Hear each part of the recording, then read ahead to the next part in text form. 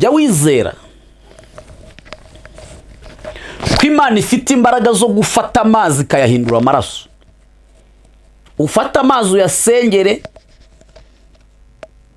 watureho amaraso ya Yesu, wizere, ugenda unyanyagize ku iseta yawe. Uboko bazana ibintu by'ubufu bakahanyanyagiza, kuki utewe isoni no kunyanyagiza amaraso ya Yesu awukorera? Icyakane, ukwiriye gushinganisha bizinesi yawe cyangwa se imikorere yawe cyangwa se akazi kawe, ukagashinganisha mu buryo bw'ibifatika. Vuga, Mana wampaye aya mangazini, yavuye mu biganza byawe, nanjye ngiye gukora iki? Amahoro y'Imana abane nawe nshuti y'umusaraba, dusangiye amakuba no kwihangana biri muri Kristo Yesu. Ndagushimiye kuko udukurikirana buri munsi, kubera ko iyo duhawe iby'Imana idushyize ku mutima mukabireba nibyo umugisha. Bigaragara ko muri kumwe natwe muri iyi mega church mwicayemo yitwa Riratashye ministeri. Turishimye kuba nanone Imana iduhaye ubuntu bwo kugira ngo tuganire nawe. Tugiye kuganira kuri topic ivuga ngo ni gute wanesha imyuka mibi baguterereza. Ni gute wanesha imyuka mibi baguterereza. Tangira ufate bik, hanyuma ufate n'ikayi wandike, kuko igihe tugiye kwinjiramo ni igihe uwahekwaga agomba kwigenza, kandi uko niko kuri nyine Bibiliya yagiye ihamya ibintu byinshi bikomeye, ikagaragaza ko hazabaho ibihe birushya kandi abantu bazaba bikunda birarira badakundana. None se niba umaze amezi 2 uhamagara ngo bagusengere ukaba nta muntu uragusengera, wowe ntiwumva ko ukwiriye kumenya ko dusoye mu gihe kigoye, kubona umukozi w'Imana bigiye gusa n'ibigorana cyane. Umuhanuzi agiye kuba imari, akaba idolari, akaba yero, akaba amanyarwanda, akaba amapaundi. Urabyumva nyine, ubwo mbivuze mu marenga akomeye. Fata bike rero, ufate n'urupapuro cyangwa se na agenda yawe, wandike bino bintu by'ubwenge ngiye kuguha, ushobora kurwanya imyuka mibi nawe ubwawe igahunga mu izina rya Yesu. Reka tubanze dusenge Imana iguhe umugisha kugeza ubwo utangarira igitangaza Imana irabigukoreye. Urakoze Yesu kubw'uyu muntu nkurikiranye, ari muri Amerika, ari Belgique, ari Australia, ari Canada, ari mu bihugu by'Abarabu, Oman n'ahandi. Ndakwinginze n'abari za Dubai hose badukurikiranye, bana n'aba bantu mu izina rya Yesu. Isi yose ubane no buri muntu wese udukurikirana, uri Uganda, Tanzania, Kenya, Uburundi, Congo, Mozambique n'ahandi. Ukomeze gushyigikira uyu muntu ugiye kumva icyo wadushyize ku mutima muri iyi topic yitwa uburyo warwanya imyuka mibi baguterereza.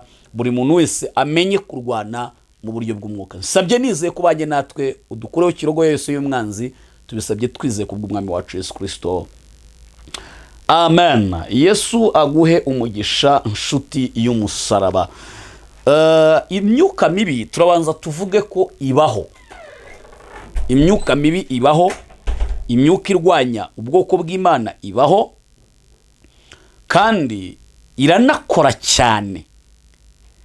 Iyo tuvuze ngo irakora cyane, suko ifite ubutware ku bantu kurenza Imana, ahubwo nuko abantu twebwe turarangara. Inshingano ufite yo gusenga buri munsi ukayitandukira, hanyuma wamara kuyitandukira ya myuka mibi ikakwinjirana. Reka twifashishe rino jambo ry'Imana, ryandike ni Luka ibice 10 umurongo wa 18. Luka ibice 10 umurongo wa 18. Tubanze tumenye imyuka mibi ituruka he, yajite. 18 haravuze ngo arababwira ati, nabonye Satani avuye mu ijuru agwa asa n'umurabyo. Nabonye Satani ava mu ijuru agwa mu isi asa n'umurabyo. Andika ko imyuka mibi yirukanka, ifite umuvuduko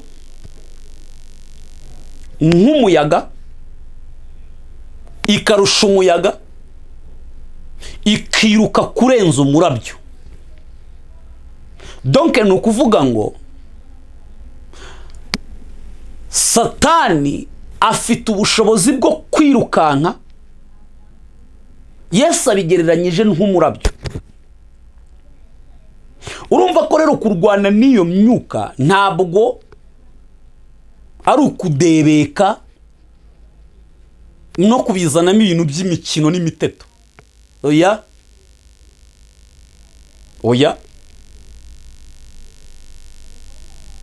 icya kabiri, imyuka mibi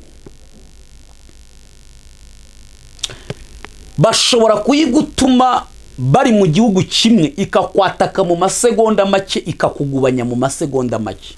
Icyo nacyo kimenye. Ku isi yose nzi abakomeye bapfa kubwo kutamenya ibi bintu.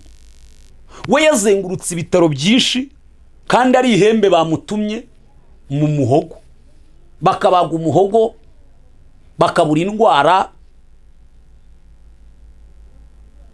bagasatura agatuza bakabura indwara,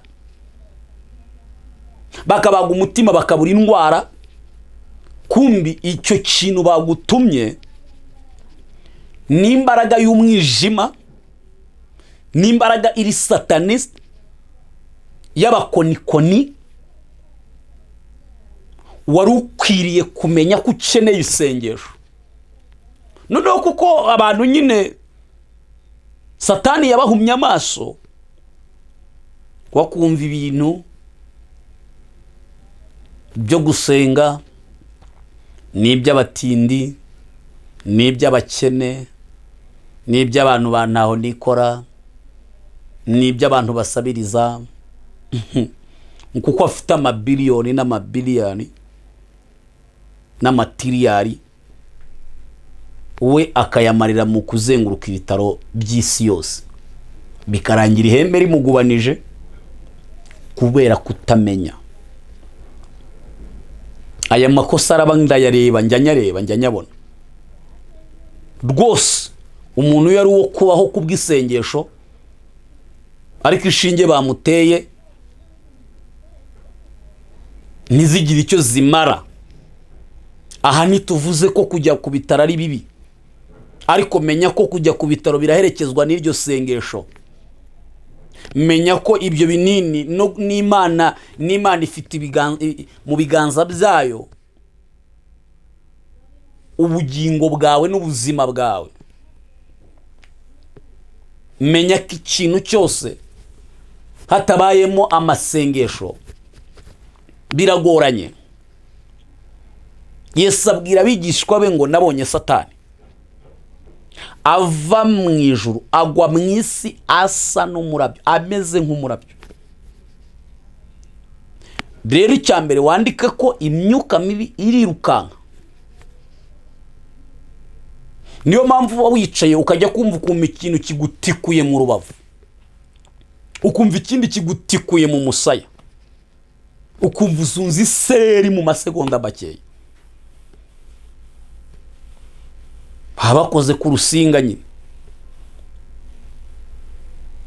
Hepfo aravuga ngo dore mbahaye ubutware bwo kujya mukandagira inzoka na sikoropiyo n'imbaraga z'umwanzi zose,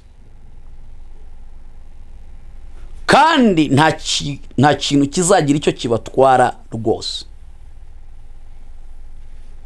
Reka tube tugarukiye ahangaha.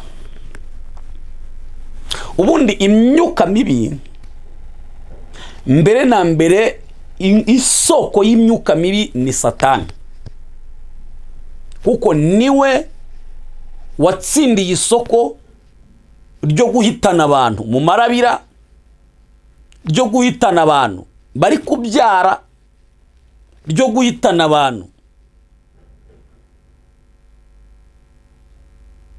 bari mu muhanda bigendera n'imodoka. Iryo soko ni irye. Niwe watsindiye isoko ry'amarozi yose akorera muri iyi si mureba. n'imyuka mibi ituruka ahantu ho mu ijuru ariho bita ijuru rya kabiri mu bwami bw'abamedi n'abaperesi. niwe ufite isoko ryo kuzamura abadayimoni kuzima arizo ngabo ze zikataka imiryango igasenyuka ku bwinshi n'abakayirengeye ahubwo bakazambya ibintu. iryo soko ni irye. niwe ufite isoko ryo gutora amahame n'amabwiriza yo gukanda abera kugeza igihe barekuye Imana. urumva ko ari sekibi nyine nta mikino afite. kandi rimwe na rimwe nawe mbona ko nta kindi yagakoze kuko ni igicibwa.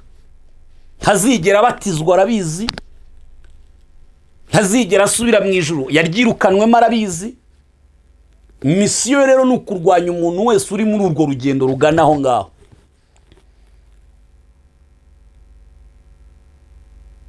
iyi soko rero y'imyuka mibi kuyirwanya si ukujenjeka. andika ko kurwanya abadayimoni n'imyuka mibi si ukujenjeka. icyo ni icyambere, ni ukwiyemeza. icya kabiri, gatatu, ni ukumva ko Yesu cyangwa Imana hejuru y'imbaraga zose zikorera kuri ubu butaka n'ikuzimu no mu kirere hari imbaraga z'Imana. hejuru y'Imana nta kindi kintu kibayo kera kirabura, nta gihari. Imana iba ahasumba hose, irakomeye kurenza ibintu byose bishoboka, ifite imbaraga. ibi nkubwira na Satani arabizi we ubwe ko Imana ifite imbaraga.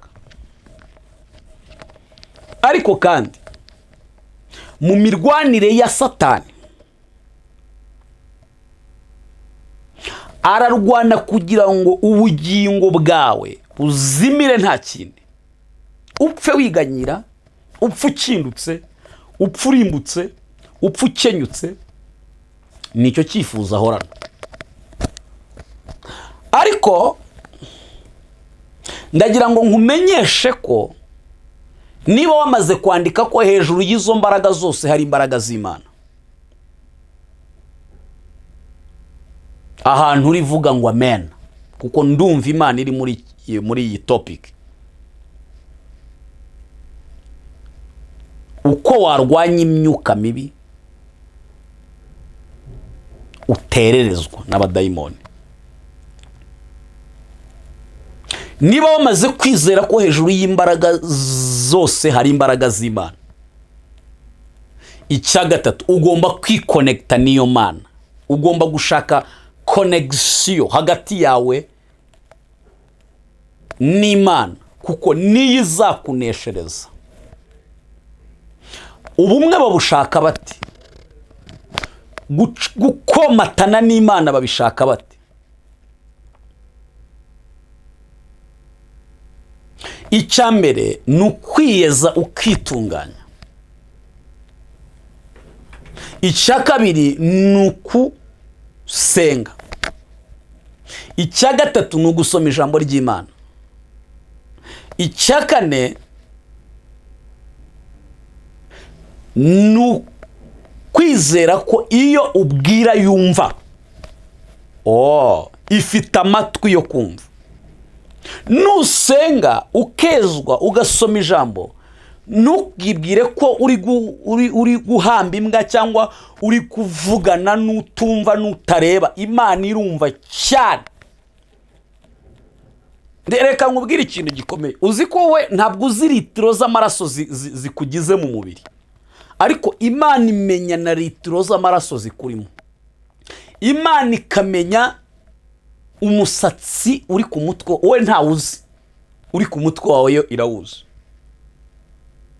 niba ugira amoya, Imana izi amoya ari ku mubiri wawe wose, ariko wowe ntayuzi.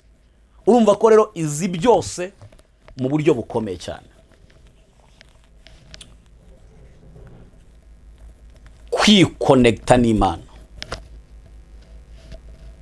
icya kane, iyo wamaze kwikonekita n'Imana ugomba gushyiraho igicaniro gihoraho. Iyo ni ingingo ya 4, gushyiraho igicaniro gihoraho. Ubwo tuvuze igicaniro ni igicaniro cy'amasengesho. Yesu aravuga ngo nimusenge mutagwa mu moshya.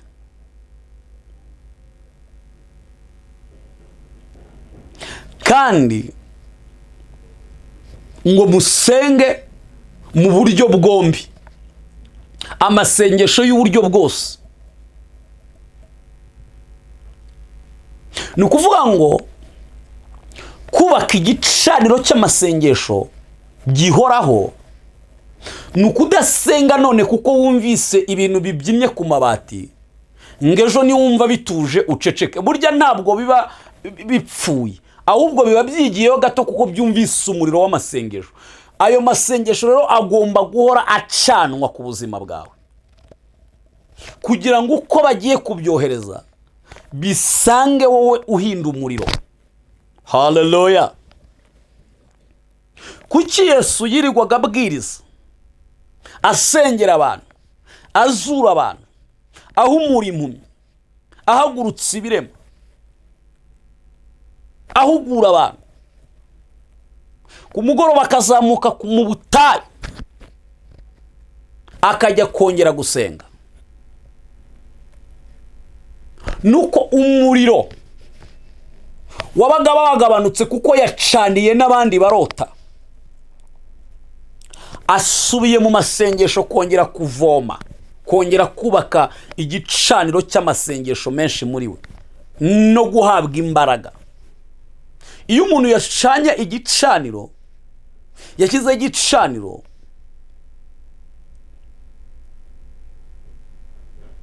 muri we hadudubizamo isoko iva mu ijuru yinjira muri we. Muri we aragaburirwa cyane.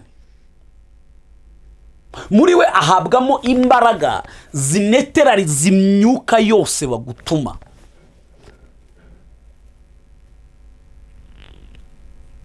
Yes, niko bigenda.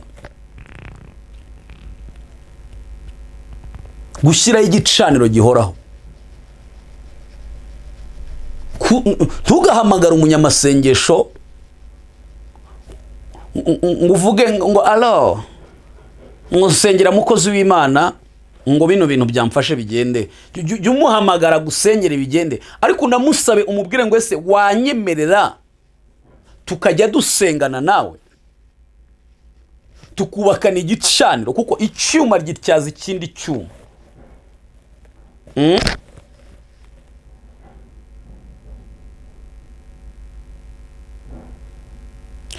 Urukwi iyo ruri mu zindi umuriro umara igihe kinini,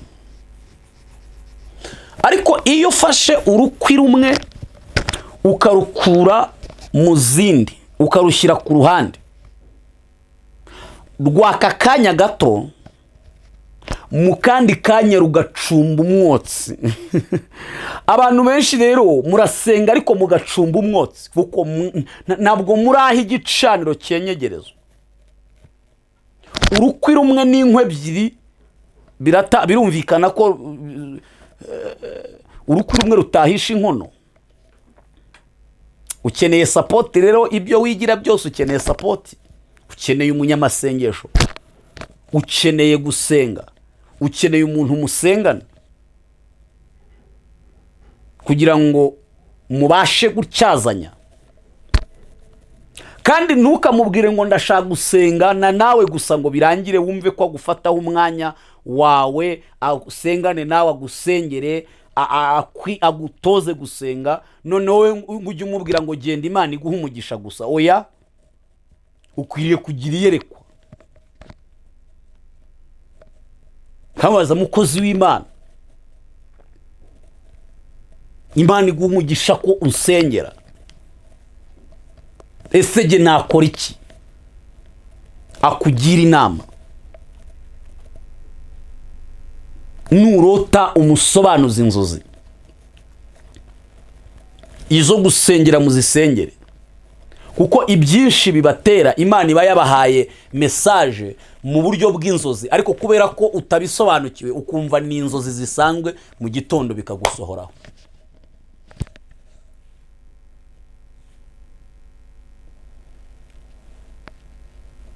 Kubaka igicaniro gihoraho.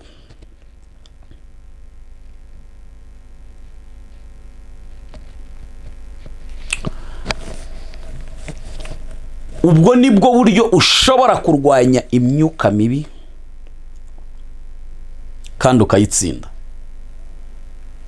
Urayitsinda rwose, dayimoni zikageraho zikavuga ati rero uyu muntu ntakiri uwacu, ntitwamubasha.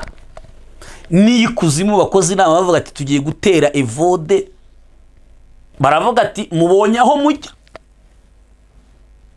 Uwo mugabo nta mikino agira, nimugera yarabatwika, murashya, murashira, murasanga ubwe ari guhinda umuriro.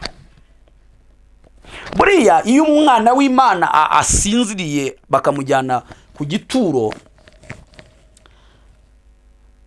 niriya ntumiye iba ari umuriro, ntabwo abadayimoni bashobora kuyegera. Haleluya. Ntabwo abazimu bashobora kuyegera ngo bayikoreho ibyo bishakiye. Muribuka ko intumbi y'umuhanuzi Elisa, igituro cye cyazuye umuntu. Nuko bigenda rero, kubera ko umuntu w'Imana muri we haba harimo igicaniro cy'umuriro w'imbaraga z'Imana. Imyuka mibi niki?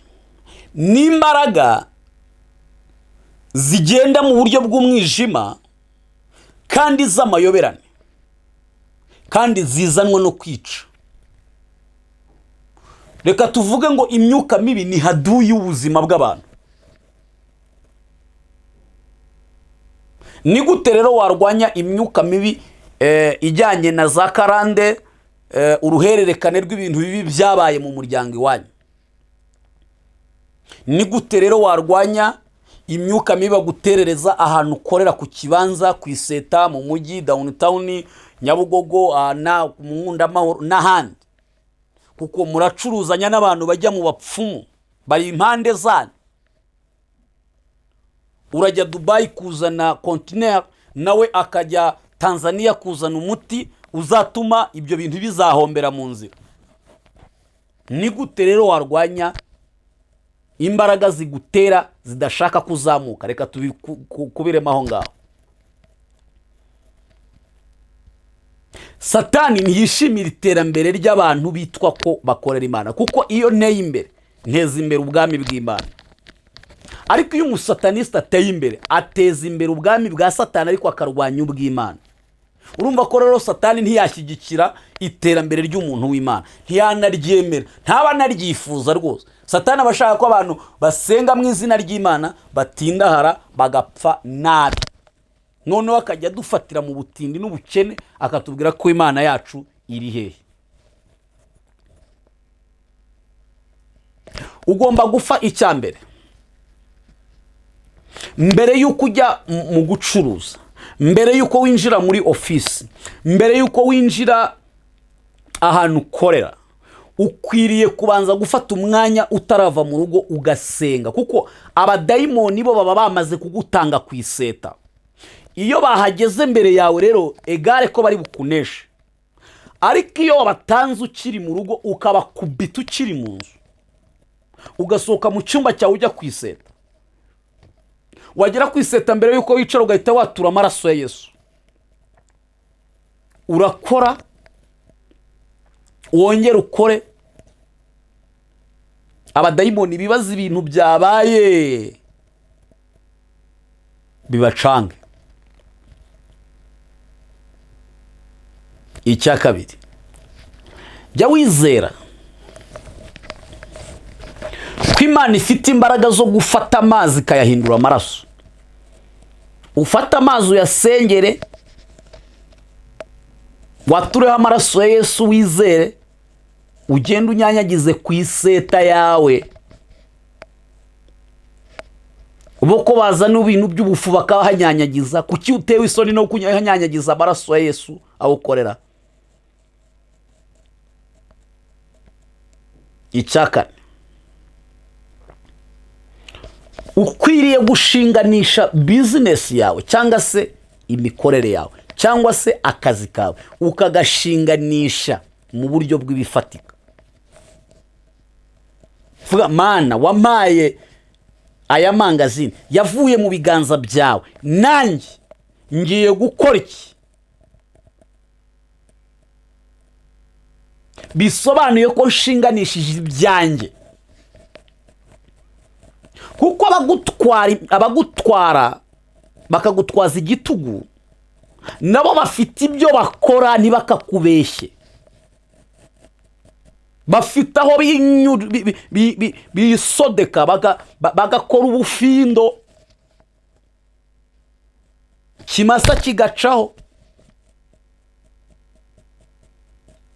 ifaranga rikahatikirira. Ntugire ngo uzavuga gusa ibintu byijyane mu murongo, kwiriye kwishinganisha, ugashinganisha ibyawe. Ibyo bizagufasha rero, bizatuma wumva umeze neza, kandi bizagukorera umuti mu izina rya Yesu. Reka ngusengere. Ubwo buryo bwose ugomba kumenya ko ari ngombwa, kandi ugomba kumenya ko buri kintu cyose wakiriye ugomba kugishyira mu maboko y'Imana ugasenga. Ntabwo ugomba kurya ibiryo udasengeye, ntabwo ugomba kwambara buriya n'umwambaro bukwiriye kugusengera nk'iya caguwa n'ibindi. Ariko niyo badoda, kuko none se niba udoderwa n'umutayeri ukorana n'imbaraga za Satani, wagira ngo nyine uwo mwenda rawukonegita izo mbaraga. Erega mugomba kumenya ko ibino bintu byo mu mwuka birakora. Mureke kuba batesa aho ngaho, mureke kwigira nk'abantu mutarwaye mutarembye, mureke kwigira nk'abantu bitacanze bitayobeye. Ni gute se uhora uhomba buri munsi? Ni wowe Imana, urabona ari wowe Imana idashaka kuburesinga, ahubwo urarangara. Kiri guseka abasenga, kiri gunegura abasenga, kurirwa wumva Imana nta kivuze, kamara ukwezi nta zina rya Yesu watuye mu kanwa kawe, munakibaza nkumva uzabahute. Reka dusenge mu izina rya Yesu, ngusengere. Tugiye gusenga Imana, twinginge Yesu kugira ngo agushoboze kunesha imyuka mibi. Mwami wakomeretse, nitwe waziraga, wahemutyo Mwami ushinyagurirwa. Kera utaraza mw'isi wari ufite ubwiza, dore uko bagushyize muri abo bambuzi. Mukiza wanjye mfite ubwuzu nishimwe, ngo ndebe inkovu zawe wagize ku bwanjye. Kera utaraza mw'isi wari ufite ubwiza we, dore uko wagushyize muri abo bambuzi. Mana, mu izina rya Yesu Kristo ndagushimye, ndaguhimbaje kubw'imbaraga zawe. Uri Imana ikomeye, uri Imana ishobora byose, uri Imana ifite imbaraga, uri Imana ifite ubutware mu izina rya Yesu. Uri Imana irwanya abadayimoni, uri Imana itsinda imyuka mibi, uri Imana yirukana abadayimoni, uri Imana itanga umugisha mu mujyi no mu cyaro, uri Imana igendana n'umuntu yuriye indege ku kibuga cy'indege akagera Dubai akagarukana nawe, uri Imana ihesha umugisha ibicuruzwa yazanye, uri Imana ituma umuntu ku kibanza acururizaho inyanya karoti n'ibindi, atera imbere akava kuri urwo rwego akagera ku rundi rwego mu izina rya Yesu. Ibyo turabyizera, turanabyemera ko bibaho kandi bishoboka. uri Imana ikora igitangaza kandi kigatangaza abadayimoni. uri Imana yimura imisozi itabimenye ukayubikana uburakari bwawe. uri Imana ivunagura imbaraga zose zitera abantu. uri Imana yirukana amahembe. uri Imana ikuraho imyuka y'amarozi. uri Imana itegura ibirengano n'ibitegano. uri Imana ituma abantu bakora ubukwe butari kuzaba. uri Imana yimura imisozi itabimenye. uri Imana ifite imbaraga n'ubutware ndetse n'ubushobozi. sengeye uyu muntu ukurikirana Riratashye ministry mu izina rya Yesu. iyi ni intama yawe, ndayisengeye. buri wese wakoze subscriber ndamusengeye kugira ngo icyo akora uhereye nonaha akibonereho umugisha uturutse iwawe. ndabohora bizinesi yawe ngo igende neza. ndakubita umwuka wa cyamunara wari ugiye guterezwa muri aka kanya. ndavunagura imbaraga zishaka kugusubiza hasi. ndwanye n'umwuka w'ikinyoma bakwatuyeho, ndwanye n'umwuka w'ikizira bakwatuyeho. mvunaguye imbaraga zose. de rosha etoke sayi. acira ubutware, acira imbaraga, acira ubuzima, acira ububasha, acira kunesha, acira ubutsinzi mu izina rya Yesu Kristo. imirimo y'Imana ibe kuri wowe. ndasenze nizeye, ndasenze niringiye amaboko y'Imana. imbaraga z'umusaraba zibe ku buzima bwawe. urakoze kuko ukoze ibikomeye mwami Yesu. urakoze kumurengeye. izina ryawe rihabwe icyubahiro. tubisabye twizeye kubw'umwami wacu Yesu Kristo, amen. uku kwezi kose kwa kane narindi muri teme yo kurwanya imyuka mibi. muri iyo teme ivuga ngo uko warwanya imyuka mibi ituruka ku badayimoni ukayinesha. ndagira ngo rero nkubwire ngo habwe umugisha kuko wadukurikiranye kuva dutangiye kugera dusoje. hari ikintu wakiriye gikomeye ndabizi. hari imbaraga zikomeye zigiye kuguproteja kandi hari ubumenyi wungutse. niba hari